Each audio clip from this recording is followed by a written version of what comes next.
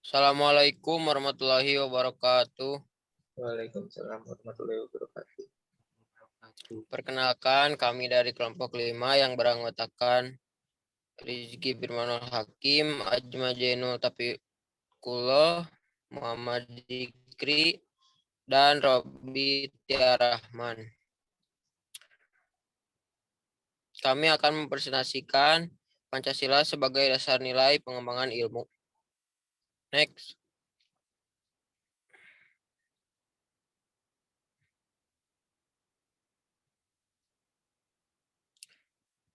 A. Hakikat ilmu pengetahuan.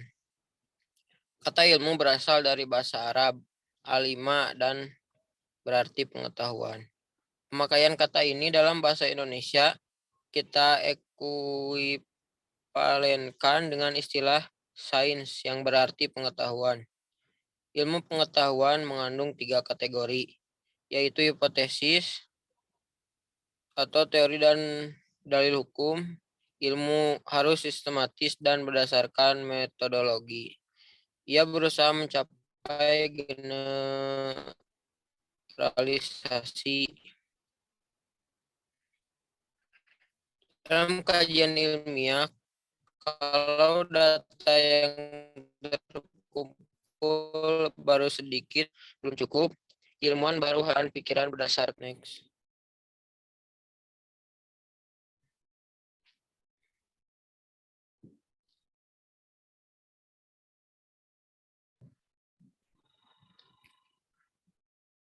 B. Pengetahuan. Secara etimologis, pengetahuan berasal dari kata dalam bahasa Inggris yaitu knowledge.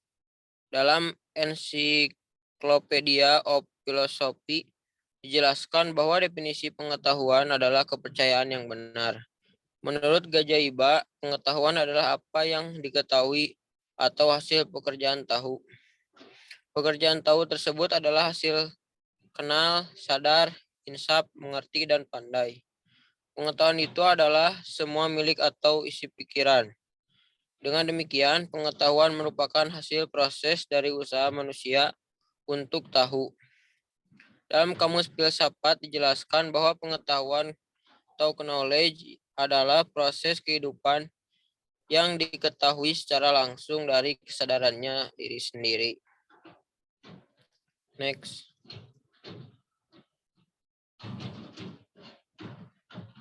Beranjak dari pengetahuan adalah kebenaran dan kebenaran adalah pengetahuan. Maka di dalam kehidupan manusia dapat memiliki pengetahuan dan kebenaran. Salam sebagaimana dikutip oleh Suaedi mengemukakan bahwa pengetahuan yang dimiliki manusia ada 4, yakni yang pertama pengetahuan biasa, yaitu pengetahuan yang dalam filsafat dikatakan dengan istilah common sense, sering diartikan dengan good sense karena seorang memiliki sesuatu di mana ia menerima secara baik. Yang kedua, pengetahuan ilmu, yaitu ilmu sebagai terjemahan dari sains yang pada prinsipnya merupakan usaha untuk mengorganisasikan dan mensistematiskan common science, suatu pengetahuan yang berasal dari pengalaman dan pengamatan dalam kehidupan sehari-hari.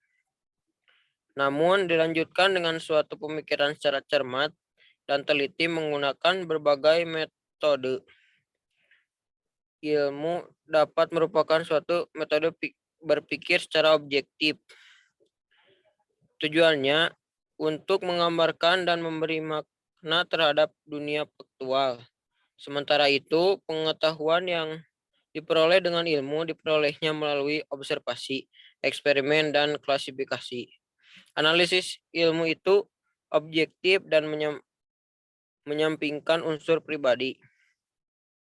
Pemikiran logika diutamakan, netral dalam arti tidak terpengaruh oleh sesuatu yang bersifat kedirian karena dimulai dengan fakta. Lanjut. Ketiga, pengetahuan filsafat, yakni pengetahuan yang diperoleh dari pemikiran yang kontemplatif pada spekulatif. Pengetahuan filsafat lebih menekankan pada universalitas dan kedalaman kajian tentang sesuatu. Kalau ilmu hanya pada suatu bidang pengetahuan yang sempit, filsafat membahas hal yang lebih luas dan mendalam. Filsafat biasanya memberikan pengetahuan yang reflektif dan kritis sehingga ilmu yang tadinya kaku dan cenderung tertutup menjadi longgar kembali.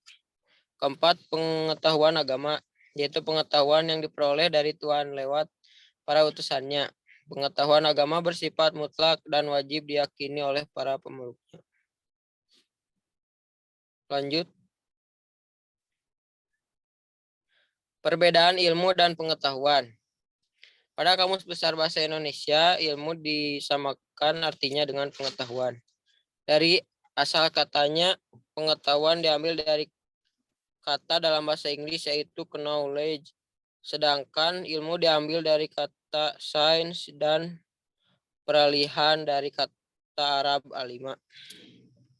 Pengetahuan yang bersifat prailmiah ialah pengetahuan yang belum memenuhi syarat-syarat ilmiah pada umumnya. Sebaliknya, pengetahuan ilmiah adalah pengetahuan yang harus memenuhi syarat-syarat ilmiah.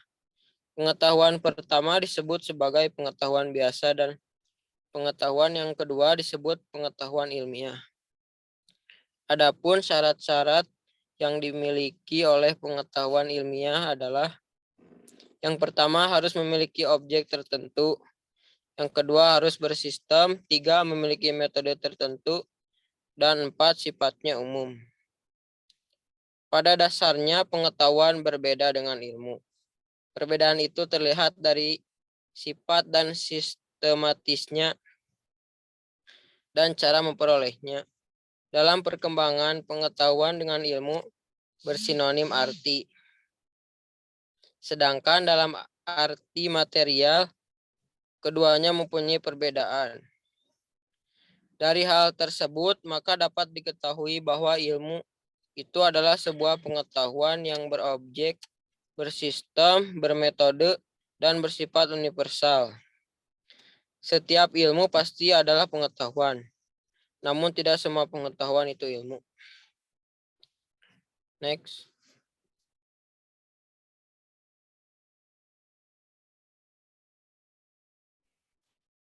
Baik, selanjutnya 2. Perkembangan iptek. Manusia menemukan iptek karena manusia kembali pada jalan pikiran yang rasional. Setelah manusia berhasil memperdalam ilmu pengetahuan, maka produk dari ilmu tersebut adalah teknologi. Ilmu pengetahuan berkembang melangkah secara bertahap menurut dekade waktu dan menciptakan zamannya. Di antaranya zaman pra-Yunani kuno. Pada masa ini, manusia masih menggunakan batu sebagai peralatan. Oleh karena itu, zaman pra-Yunani kuno disebut juga zaman batu yang berkisar antara 4 juta tahun sampai 20.000 tahun. B. Zaman Yunani kuno. Yunani pada masa itu dianggap sebagai gudang dan ilmu dan filsafat. Karena bangsa Yunani pada masa itu tidak lagi mempercayai mitologi. Bangsa Yunani juga tidak dapat menerima pengalaman yang didasarkan pada sikap receptive attitude atau sikap menerima begitu saja, melainkan menumbuhkan sikap inquiring attitude atau suatu sikap yang senang menyelidiki sesuatu secara kritis. C. Zaman abad pertengahan. Para ilmuwan pada masa ini hampir semua adalah para teolog, sehingga aktivitas ilmiah terkait dengan aktivitas keagamaan semboyan yang berlaku bagi ilmu pada masa ini adalah encyclopedia atau di agama. D. Zaman Renaissance. Zaman Renaissance ditandai sebagai era kebangkitan kembali pemikiran yang bebas dari dogma-dogma agama. Renaissance ialah zaman peralihan ketika kebudayaan abad pertengahan mulai berubah menjadi suatu kebudayaan modern.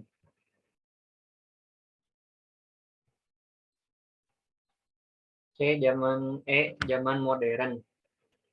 Zaman modern ditandai dengan berbagai penemuan dalam bidang ilmiah. Perkembangan ilmu pengetahuan pada zaman modern sesungguhnya sudah dirintis sejak zaman Renaissance. Zaman kontemporer atau abad 20 dan seterusnya. Fisikawan termasyhur abad ke-20 adalah Albert Einstein. Ia menyatakan bahwa alam itu tak terhingga besarnya dan tak terbatas, tetapi juga tak berubah status totalitasnya atau bersifat statis dari waktu ke waktu. Selanjutnya, B. Pancasila sebagai dasar pengembangan ilmu pengetahuan dan teknologi. IPTEK sebagai asas pembangunan dan sebagai salah satu bidang pembangunan yang sejajar dengan bidang pembangunan lainnya. Adapun nilai-nilai Pancasila sebagai pengembangan ilmu, pengetahuan, dan teknologi yang terkandung dari setiap sila-sila Pancasila diuraikan sebagai berikut. Yang pertama, nilai ketuhanan sebagai dasar pengembangan ilmu. Sila pertama, ketuhanan yang Maha Esa. Sila ini memberikan dasar bahwa IPTEK tidak hanya memikirkan apa yang ditemukan, apa yang dibuktikan, dan yang diciptakan. Kedua, nilai kemanusiaan sebagai dasar pengembangan ilmu. Sila kedua, kemanusiaan yang adil dan beradab. Sila ini memberikan dasar-dasar moralis bahwa manusia dalam mengembangkan IPTEK haruslah dengan cara-cara yang beradab. Ketiga, nilai persatuan sebagai dasar pengembangan ilmu. Sila ketiga, Persatuan Indonesia. Sila ini mendasari bahwa IPTEK hendaknya dapat menumbuhkan rasa nasionalisme, rasa kebangsaan, rasa kebesaran bangsa, serta rasa keluhuran bangsa sebagai bagian dari umat manusia di dunia. Yang keempat, nilai kerakyatan sebagai dasar pengembangan ilmu. Sila keempat, kerakyatan yang dipimpin oleh hikmat kebijaksanaan dalam permusyawaratan perwakilan. Sila ini mendasari bahwa pengembangan IPTEK itu haruslah bersifat demokratis. Artinya ilmuwan memiliki kebebasan untuk mengembangkan IPTEK. Yang kelima, nilai keadilan sebagai dasar pengembangan ilmu. Nilai keadilan sebagai dasar pengembangan. Sila kelima, keadilan sosial bagi seluruh rakyat Indonesia. Sila ini sebagai dasar pengembangan IPTEK dalam menjaga keseimbangan keadilan dalam kehidupan kemanusiaan, yaitu keseimbangan keadilan dalam hubungannya dengan dirinya sendiri dan manusia dengan Tuhannya, serta antara manusia dengan manusia lain, manusia dengan masyarakat, bangsa, dan negara, serta manusia dengan alam lingkungannya.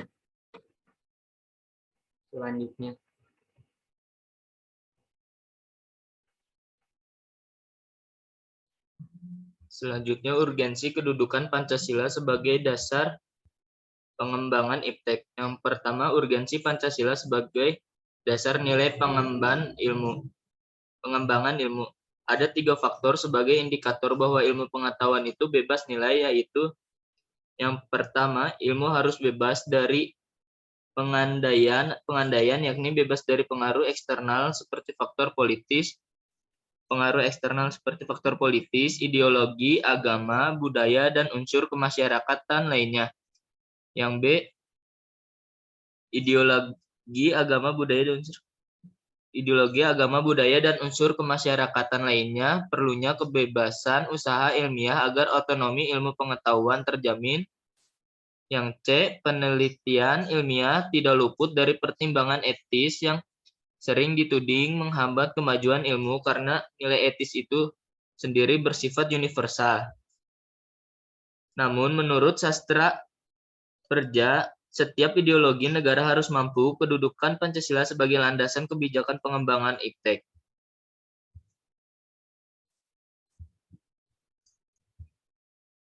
Pancasila sebagai landasan etika pengembangan iptek adalah yang pertama, pengembangan iptek terlebih yang menyangkut manusia haruslah selalu menghormati martabat manusia, misalnya dalam rekayasa genetik. Yang B, iptek haruslah meningkatkan kualitas hidup manusia baik sekarang maupun di masa depan. Yang C, pengembangan iptek hendaknya membantu pemekaran komunitas manusia baik lokal, nasional, maupun global. Yang D, iptek harus terbuka untuk masyarakat. Yang E, iptek hendaknya membantu menciptakan masyarakat yang semakin lebih adil.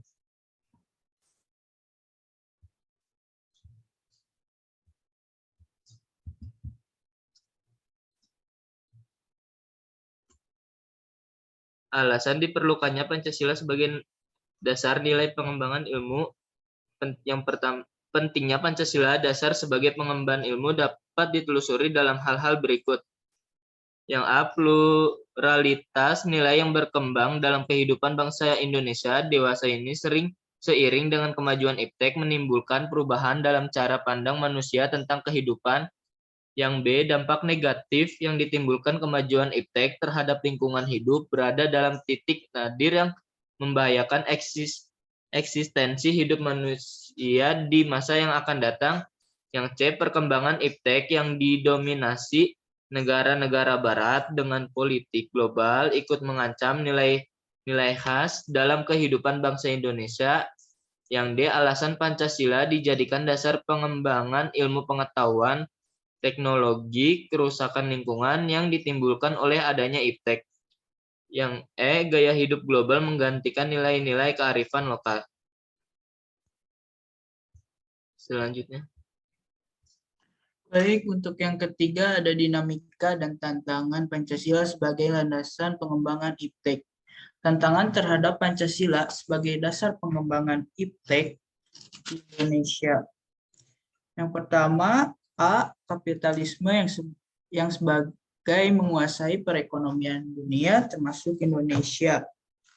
B, globalisasi yang menyebabkan lemahnya daya saing bangsa Indonesia dalam mengembangkan iptek sehingga Indonesia lebih berkedudukan sebagai konsumen daripada produsen dibandingkan dengan negara-negara lain. Yang C, konsumerisme menyebabkan Indonesia menjadi pasar bagi produk negara lain yang lebih maju. Dan yang D, pragmatisme yang berorientasi pada 3 ciri, yaitu workability, keberhasilan, satisfaction, kepuasan, dan result, hasil.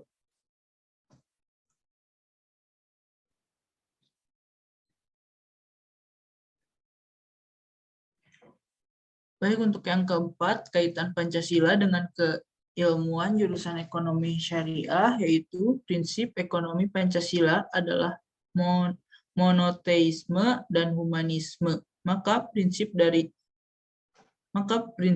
dalam sila pertama yaitu ketuhanan yang Maha Esa dan sila kelima keadilan sosial bagi seluruh rakyat Indonesia merupakan hasil pemikiran manusia Indonesia yang berakar dari prinsip-prinsip nilai tauhid dalam Islam.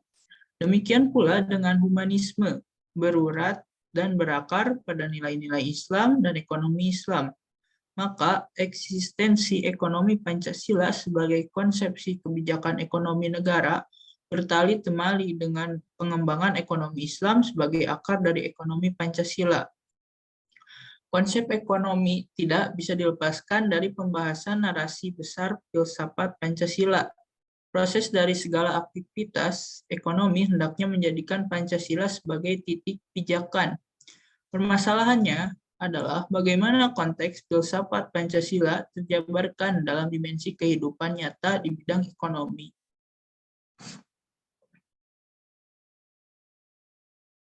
Sekian yang dapat kelompok kami sampaikan.